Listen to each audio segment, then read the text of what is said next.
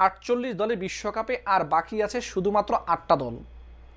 Quarter ফাইনালে এই 8 দলের লড়াই শেষে 4টা দল সেমিফাইনালে পৌঁছাবে। প্রথম কোয়ার্টার ফাইনালে মুখোমুখি হতে যাচ্ছে ফ্রান্স এবং মরক্কো।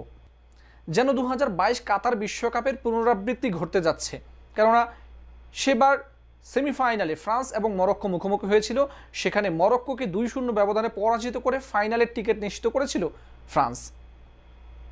এবার আবারও এই দুইটা দল মুখোমুখি, তবে সেমিফাইনালে নয়, কোয়ার্টার ফাইনালে প্রথম ম্যাচেই। গত শনিবার হিস্টনে কানাডাকে 3-0 গোলে পরাজিত করে কোয়ার্টার ফাইনালের টিকিট পেয়েছিল মরক্কো।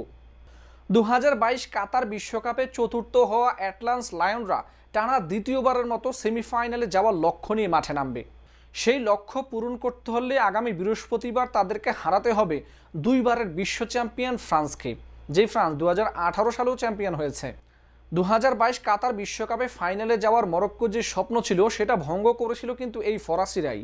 এবারের বিশ্বকাপে টানা 5টা ম্যাচেই তারা জয় পেয়েছে এবং প্রত্যেকটা ম্যাচেই তারা প্রথমে গোল করেছে। চলতি বিশ্বকাপে দুর্দান্ত খেলছে ফ্রান্স। এবারের আসরে এখনো পর্যন্ত ম্যাচ প্রতি তাদের বল দখলের গড় 56.75% পার ম্যাচ এবং তাদের পাসের হার 97.86%। সফল পাস করতে সক্ষম হয়েছে ফ্রান্সের ফুটবলাররা। আক্রমণ ভাগে দুর্দান্ত করছে ফ্রান্স। সব শেষ খেলা 10টা আন্তর্জাতিক ম্যাচেই টানা গড়ে ম্যাচ প্রতি 2-এর বেশি গোল করতে সক্ষম হয়েছে তারা, যেখানে goal machine Kylian Mbappe, Osman দেমবেলে, দুর্দান্ত অ্যাটাকিং জোন তাদের রয়েছে, দিজিরি দুইয়ে রয়েছেন। বলা যায় বিশ্বের বর্তমানে সেরা আক্রমণ ভাগ বলতে গেলে ফ্রান্সেরই রয়েছে। এদিকে আগের বিশ্বকাপের চাইতেও মরক্কো এখন অনেক পরিপক্ক। এখন আর রূপকথার গল্প নয়, এখন মরক্কো জানে কিভাবে ম্যাচ জিততে হয়, কিভাবে ম্যাচ বের করে আনতে হয়, বড় দলগুলোর বিপক্ষে কিভাবে ম্যাচ ছিনিয়ে আনতে হয় এবং কিভাবে ম্যাচে আধিপত্য বিস্তার করতে হয়, সেটা কিন্তু মরক্কো এখন পুরোপুরিভাবে রপ্ত করতে পেরেছে। বর্তমান সময়ে মরক্কো কিন্তু নর্মাল কোনো দল নয়, বর্তমান সময়ে তারা অন্যতম ফেভারিট একটা দল বিশ্বকাপে জয়লাভ করার ক্ষেত্রে, কেননা দলটা বিশ্ব র্যাঙ্কিংয়ে এখন 6 নম্বরে রয়েছে আর তারা মোকাবেলা করতে যাচ্ছে বর্তমানে বিশ্বের 1 নম্বর দল ফ্রান্সের বিরুদ্ধে। চলমান বিশ্বকাপটাও তারা দুর্দান্তভাবে শুরু করেছে। গ্রুপ পর্বে ব্রাজিলের বিপক্ষে ড্র, এরপর স্কটল্যান্ড এবং হাইতির বিপক্ষে দুর্দান্ত জয়।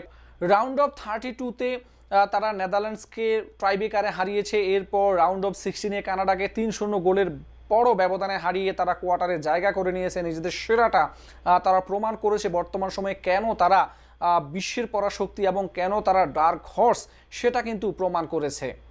এখনো পর্যন্ত এবারের বিশ্বকাপে মরক্কো অপরাজিত দল, কোনো ম্যাচ তারা হারেনি এবং সবশেষ টানা 34 ম্যাচে অপরাজিত থাকার রেকর্ড মরক্কোর। এখনো পর্যন্ত সবশেষ 34 ম্যাচে তারা পরাজয়ের মুখ দেখেনি। এই দুইটা দল এখনো পর্যন্ত 3-3বার মোকাবেলা করেছে, যেখানে প্রথমবার 2000 সালে মোকাবেলা করেছিল 5-1-এর বড় ব্যবধানে, সেখানে ফ্রান্স জিতেছিল। এরপর 2007-এ 2-2 গোলে ড্র হয়েছে। সবশেষ 2018 বিশ্বকাপের সেমিফাইনালে মুখোমুখি হয়েছে, যেখানে ফ্রান্স 2-0 গোলে মরক্কোকে হারিয়ে ফাইনাল খেলেছিল। এই ম্যাচে মরক্কোর জন্য সবচেয়ে চিন্তার কারণ হতে পারেন কিলিয়ান এমবাপে। ফ্রান্সের এই তরুণ ফুটবলার এবারের আসরে এখনো পর্যন্ত 7টা গোল করেছেন, শীর্ষ গোলদাতা তালিকায় যৌথভাবে শীর্ষে রয়েছেন। প্রত্যেকটা ম্যাচে তিনি গোল পেয়েছেন। এছাড়াও ওসমান দেমবেলে রয়েছেন, তিনি গোল পেয়েছেন। মাইকেল ওলিসে তিনিও দুর্দান্ত ফর্মে রয়েছেন। দিজির দুইয়ে ফর্মে রয়েছেন। বলা যায় দুর্দান্ত একটা আক্রমণ ভাগ রয়েছে ফ্রান্সের। অপরদিকে মরক্কোর আক্রমণের শক্তির কথা যদি বলি, সেখানে ইসমাইল সাইবেরি রয়েছেন, যদিও শেষ ম্যাচে তিনি ইনজুর্ড হয়েছেন। এই ম্যাচে তিনি খেলবেন কিনা, খেললেও কতটা সময় খেলবেন সেটা এখনও পুরোপুরি নিশ্চিত নয়। তবে ইসমাইল সাইবেরি ছাড়াও শেষ ম্যাচে জোড়া গোল করা সুফিয়ান রাহিমি তিনি রয়েছেন এবং আজাদিন উনুহি রয়েছেন আক্রমণ ভাগে মরক্কোর।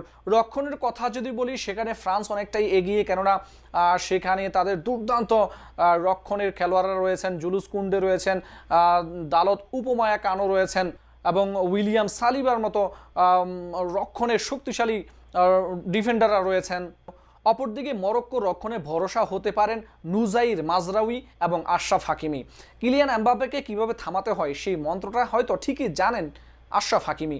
বর্তমান বিশ্বের অন্যতম একজন সেরা রক্ষণের ত্রাণকর্তা আশরাফ হাকিমি।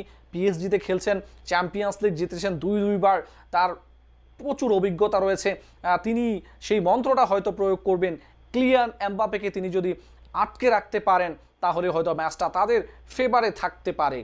একদিকে যেমন মাইক ম্যাগনান রয়েছেন, অন্যদিকে ইয়াসিন বুনো রয়েছেন, দুজনেই বিশ্বের অন্যতম সেরা গোলরক্ষক বর্তমান সময়ে, তাই দুজনের মধ্যে লড়াইটাও হবে কিন্তু বেশ জমজমাট। মরক্কো কি পারবে ফ্রান্সের জয়রথকে থামিয়ে টানা দ্বিতীয়বারের মতো সেমিফাইনাল নিশ্চিত করতে? তারা কি পারবে গত আসরের প্রতিশোধটা নিতে? দুইবারের বিশ্ব চ্যাম্পিয়ন ফ্রান্স নাকি আফ্রিকান জায়ান্ট মরক্কো? শেষ পর্যন্ত হাসিটা কাদের মুখে ফুটবে, আশরাফ হাকিমিদের নাকি কিলিয়ান এমবাপেদের? কমেন্ট করে জানাতে পারেন আপনার মূল্যবান মতামত।